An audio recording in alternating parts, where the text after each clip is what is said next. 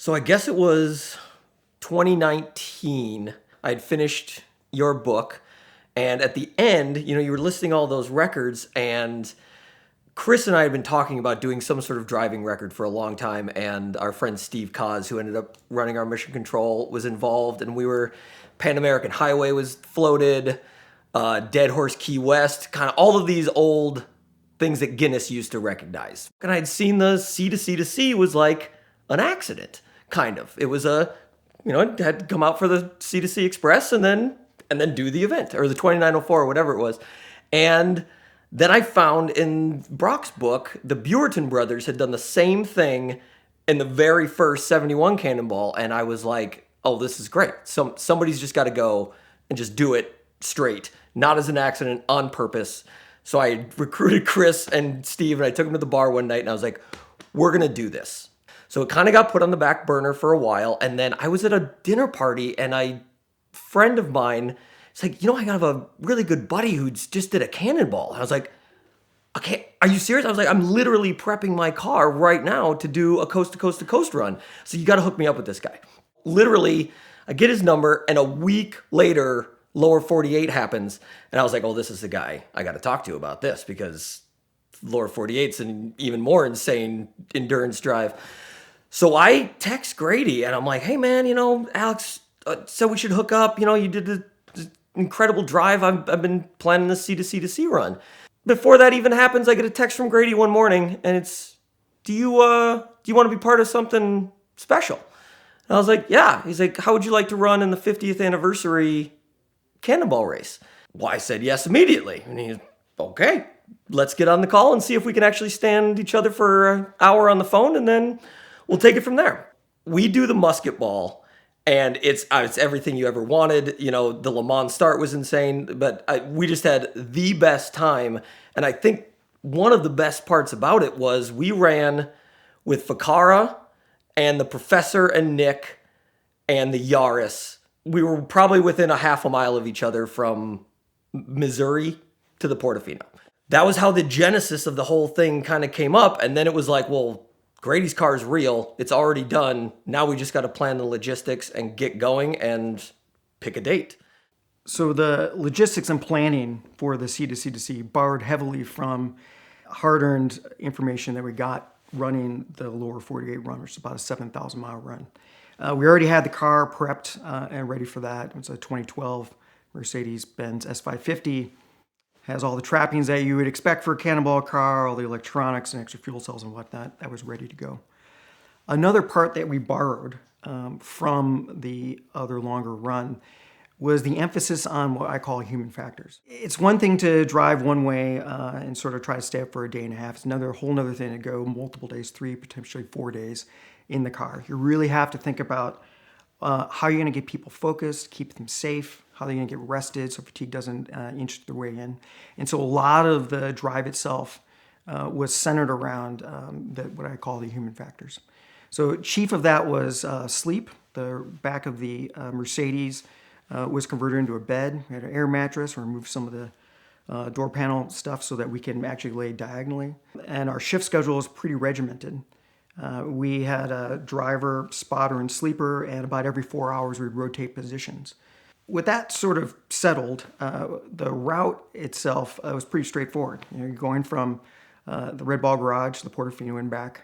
It's pretty straightforward, not a lot of choices. We opted to go the southern route both ways, both because it was earlier in the year, we didn't want to hit snow, and two, we also learned that the Mercedes hates long downhills, so it's better if we kind of avoid the hills as much as possible. Another one of the really considerations was that we know that Wes, Nick, and Spence are going to go at some point, and there's a lot of time on the table. Even if we have a poor drive, we're likely to set a record. So time is of the essence. If we can get our drive in as soon as possible, even if we just sort of hold a record for a couple of weeks, we'd be happy with that. And so we really tried to push the day up as much as possible. So we picked a weekend after Easter to go. The only other consideration is the time of day to leave. And given the speeds we're running, and you have to turn around and come back, the math just works out. You're either going to hit traffic in LA or going to hit traffic on the return in New York City.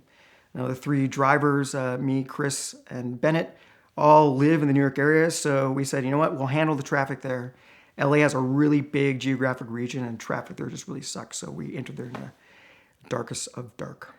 One of the things that we'd employed a little bit on Musketball was having a mission control and just somebody sitting at a computer able to look at your maps, look way ahead on Waze and Google Maps for you, call things out. And we also had a few of our friends came out and spotted for us. But on Musketball, we were talking to those people ourselves. So we realized we couldn't do that on C2C2C.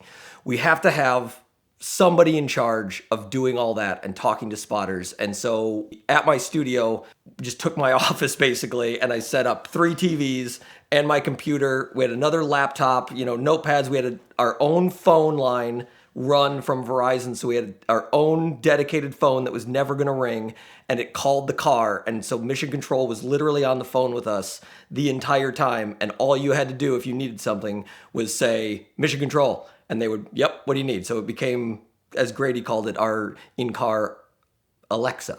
I don't know if it would have happened without them, because in the middle of the night, you're tired, you have no choice but to keep going, and you need something, like having them, just knowing that you can always just say, hey, Mission Control, help us out here. So our dates are picked, all the logistics is settled. Chris Bennett and I would run a weekly driver meeting on video. I think it was like on Wednesdays. And we're about 10 days out from our drive. And I think we're having like the final actual video meeting. So we're live on camera, we're talking to each other. And I get a text message from Nick, the head of the other car. And it says, hey, I'm driving into New York City. Our scanner is missing the GPS antenna. I want to know if you knew anyone sort of nearby might have one. And we're in the meeting. And I'm like, hey, I just got this weird text. And a couple minutes later, Bennett gets a text from Wes. Hey, driving into New York City, we have the scanner. It needs a GPS antenna. I wonder if you know anyone nearby. And we're like, what the heck's going on? And then just moments later, Mark Spence texted me basically the same thing. We laughed a bunch, and we were trying to like screen capture what was going on, because I don't think they would believe it. But once the laughing sort of died down, we said, we really like these guys, and we want to win, but we also don't want them to be disadvantaged, and really do care about them. So it turns out I had the exact antenna they needed sitting on my desk. So I texted them, hey, I got it. Just let me know how you can get it. And it turns out a couple hours later, they got back to us. They found another source. I don't want to beat somebody who didn't have every advantage, and I don't want to feel good about winning that. I want someone to really try. So we really felt like these guys are our friends. We want to give them whatever help that they need. Passive goal had always been like 66 hours. We were like, if we could do back-to-back 33s, that's respectable. And then it'll make everybody else think, hey, we really got to try if we're gonna do this time. But we're like, but if we come in 68, we still hold the record, and someone will beat that. It'll be great. But when they came in at 65:28, that time was like, it was legit. And we were like, okay, well, this is it. There's no mistakes. There's no stopping at the Portofino to take 20 pictures at the clock. Like, we don't have time to waste at all. So now we have the target. We have the time. We know the other team just finished on a Sunday, and we're leaving 4 days later. We queue the car up at the Red Ball garage. Not much fanfare. We get in. Chris Ruppman had the first leg, and we had a really clean start. We took off, got out of Manhattan pretty good, and he drove the car really solidly through Pennsylvania. I had the next leg up. We transferred drivers in West Virginia, and I got in, and I wasn't too far from there. We're going to hit Ohio. Now, we're in the dead of night, and this is where you're supposed to build some of your big advantage, right? You got the night, you really have to lay it in. And I get about a quarter mile across the Ohio State border, and I see Ohio State Patrol on the side of the road just finishing up writing a ticket, getting back in their car, and pulling in immediately in front of me.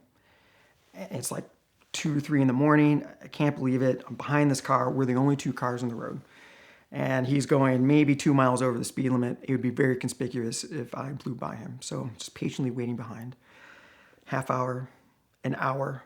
Now is when we call the human Alexa of Mission Control and say, hey, I need a reroute. We're behind the state trooper. I don't know what to do. We had no spotters deployed in that area. The reroutes that will take us around were actually no better than driving the speed limit on the current interstate, unfortunately.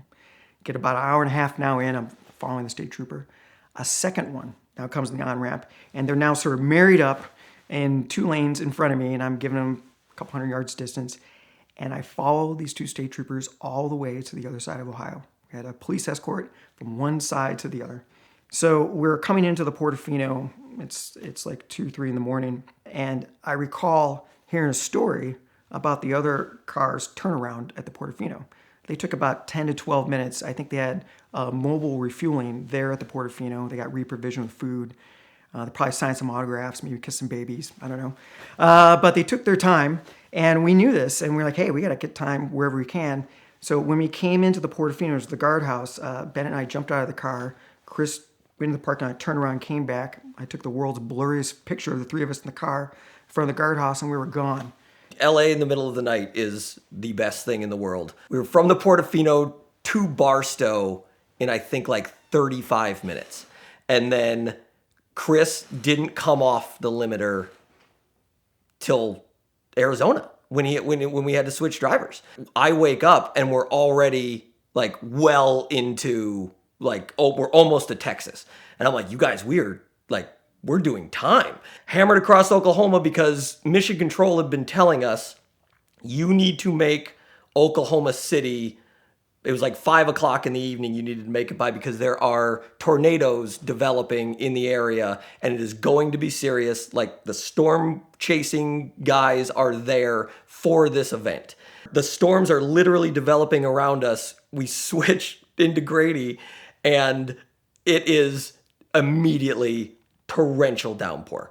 Mission Control sends us a text message with a photo and little red dot in the middle is us. And they've just circled these 2 storm cells are like, here's Highway 44, tornado. And these are confirmed touchdowns. Like lightning is going around the car. Luckily, I wasn't awake, but there were some very hairy moments where Grady's hydroplaning. We're driving through 6 inches of standing water in some places on the highway. At that point, at my driver change, our projection was like 29 something on the way back. And we were like, this is a good buffer. So we need gas. I find us a nice gas station. It's right off the highway. And we pull in and there's a sheriff sitting at the gas station. And I'm brushing my teeth. And I'm like, okay, well, just go to the far gas pump. Go to the far gas pump, out of order. Cars at all the other ones, we have literally no option but to just pull up right in front of this guy. And I'm brushing my teeth. I go around the far side and get the fuel cell filled from the opposite hose. And this guy, he's, I don't know, 28 if he's 10. And he just comes up, he's like, you boys racing across country? And I just go, oh no, we're storm chasers. Oh really? You guys do that? I was like, oh yeah, man, we're crazy. Like, we love it. You know, we just came from the stuff in Oklahoma. Don't worry, it's not coming your way. It's going to pass south. You're going to be fine up here. Everyone's going to be safe. Don't worry. He's like, wow, so he's just like, you guys have a YouTube channel? Like, I'm like, oh no, we're too old to mess around with a YouTube channel. Like, I'm just trying, like, I'm like, oh my God, this guy's going to like actually keep asking me questions. I'm brushing my teeth. He's watching us fill the fuel cell. And for some reason, he just goes, well, all right, guys, be safe. Goes inside and I was like, Grady, is he going to get back in his car? He's like, no, he's getting himself a slushie. Go. And I get in the car and I'm like, we are getting out of this gentleman's jurisdiction as fast as we possibly can. It's so dark out there and there's no cars.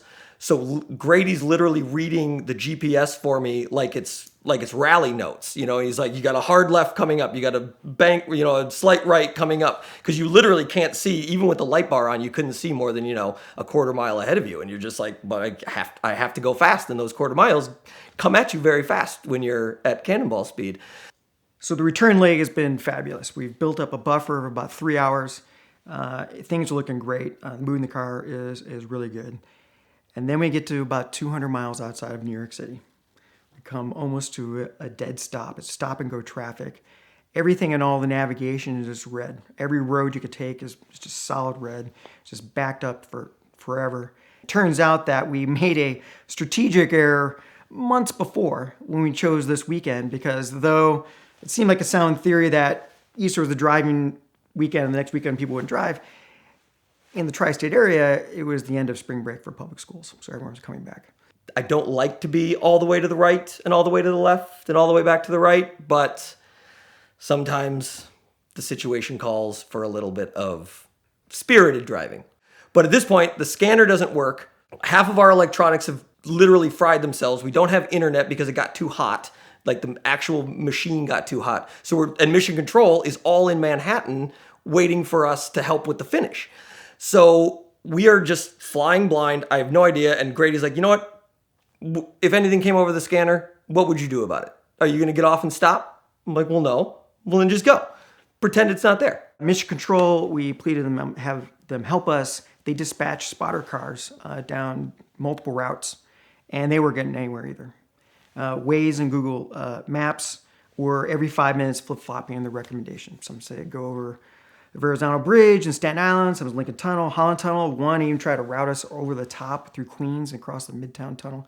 It was just totally inconclusive. Bennett was in the car. The amount of heroics that I witnessed over the next 3 hours were innumerable. We get through the tunnel, and we have 21 minutes to go.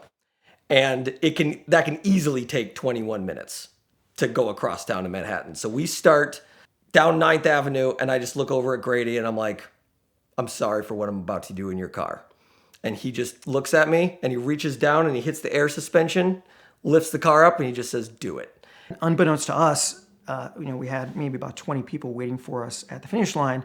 They had, on their own accord, dispersed across multiple streets and many avenues to try to figure out what's the best route for us. And they were actively blocking traffic with their bodies, holding back pedestrians from street corners. And in one case, I think it might have been on 6th Avenue, there was a bike parade that was supposed to start and block us. And one of our people convinced the people at the beginning of the parade to start it early so we can get through. Two of our mission control guys one had run down 28th Street, one had run down 30th Street. They're like, 28th Street's the best, and I got a surprise for you.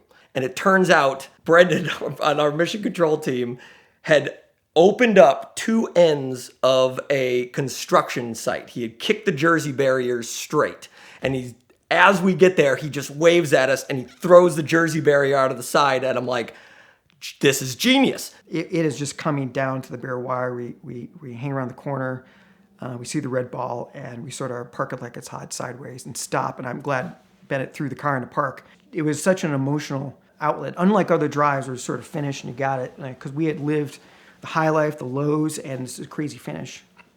And we were hugging each other, crying. We took the requisite pictures and had some champagne. I remember just getting out of the car.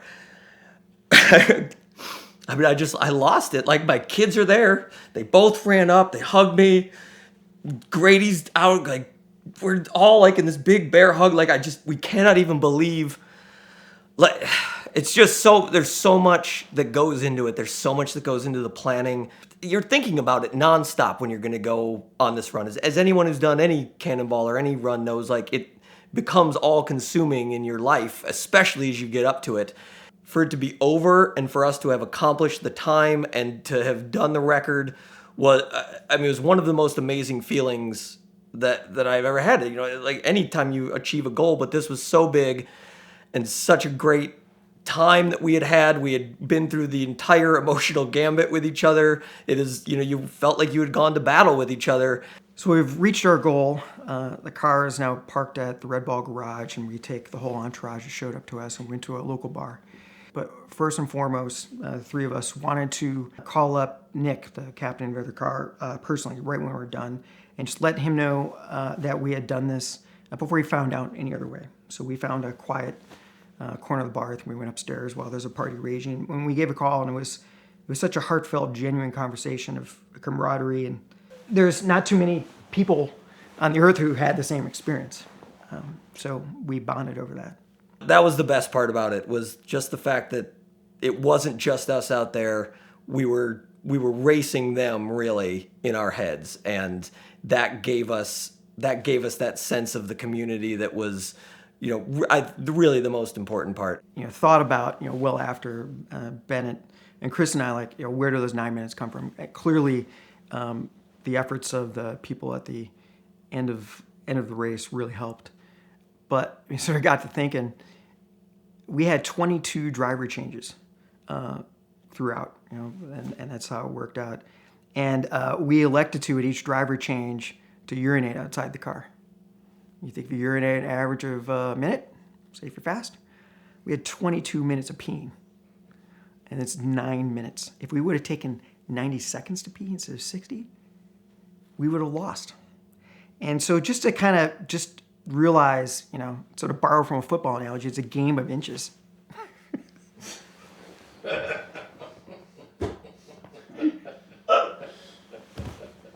Some of us don't have very many inches, some of us a lot. Right now, I need you to check out Auto Tempest at the link in the description below to find whatever car you're searching for. They make car trek possible, and they've been a supporter of VINwiki for the last 4 years. So please check them out now to find your next car and support them for supporting us.